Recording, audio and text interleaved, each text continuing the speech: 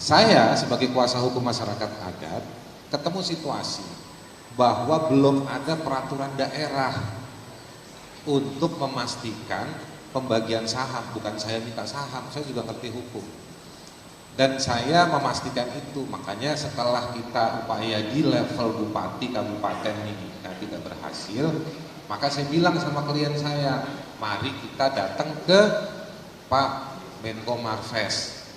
Bantah minta saham Freeport, Haris Azhar tegaskan minta bantuan Luhut untuk masyarakat adat. Terdakwa kasus dugaan pencemaran nama baik, aktivis Haris Azhar, membantah meminta saham PT Freeport saat menghubungi Menteri Koordinator Kemaritiman dan Investasi, Menko Marves, Luhut Binsar Panjaitan. Ia mengatakan percakapan dengan Luhut terkait meminta bantuan agar memproses saham masyarakat adat yang tinggal di sekitar pertambangan Freeport. Permintaan itu berkaitan dengan status Haris Azhar sebagai kuasa hukum masyarakat adat tersebut. Hal ini disampaikannya saat sidang lanjutan kasus dugaan pencemaran nama baik di Pengadilan Negeri, PN, Jakarta Timur, Kamis, 8 Juni 2023. Yang ketiga soal saya minta saham.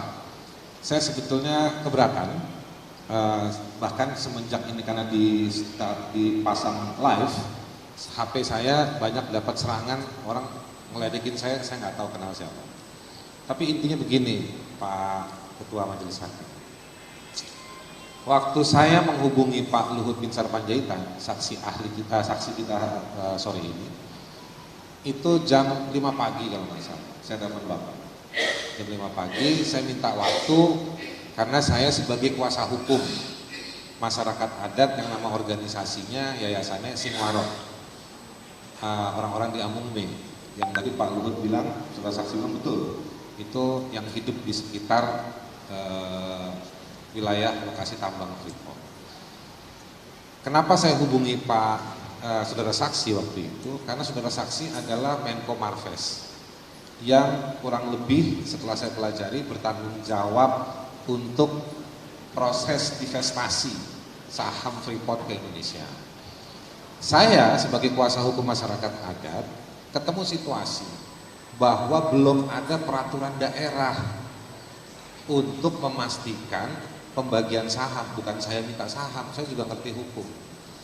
Dan saya memastikan itu, makanya setelah kita upaya di level bupati kabupaten ini tidak berhasil, maka saya bilang sama klien saya, mari kita datang ke Pak Menko Marves. Mereka bilang, Pak Haris kenalkah? Kenal. Saya coba informal. Nah, itu yang saya lakukan. Dan betul saya diterima baik, saya nama Pak Lambok, ada di belakang Pak Lambok tuh. Pak Lambok kita duduk ditemani sama Pak Jody, betul tadi saudara saksi bilang. Jadi memang kapasitas saya itu bukan saya minta saham, itu kan divestasi jadi tidak benar saudara minta saham, ya? Itu kan sahamnya BUMN.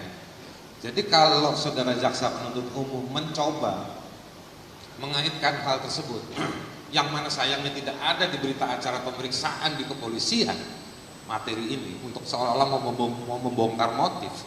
Saya mau bilang, mohon maaf, Anda belum beruntung untuk mendalilkan bahwa saya punya motif seperti itu. Jadi saya betul peristiwanya, dan sampai sore hari saya tambahkan Pak Luhut, Pak Saksi, Pak Luhut jam 6 sore telepon saya. Dia sampaikan, itulah Haris, nggak susah, nggak mudah urus orang Papua.